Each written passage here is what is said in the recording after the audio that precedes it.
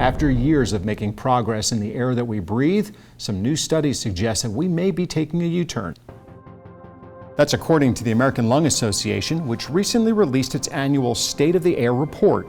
The organization says Americans are breathing air that will make them sick and blames deregulation and climate change for the problem, pointing an accusatory finger at the current presidential administration, who has reversed or proposed rollbacks to major air pollution protections and emission standards.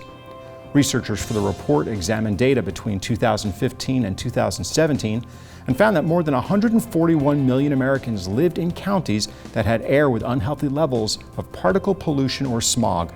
That's more than a 5% increase from last year's report. They also found that the country as a whole recorded more days with hazardous air quality than ever before.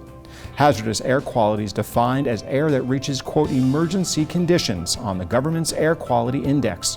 Wildfires were also cited as a big source of air pollution and are becoming a bigger problem with climate change. For more information on this story or a link to the full report, click the News of Note tab on our homepage, yourhometownhealth.com.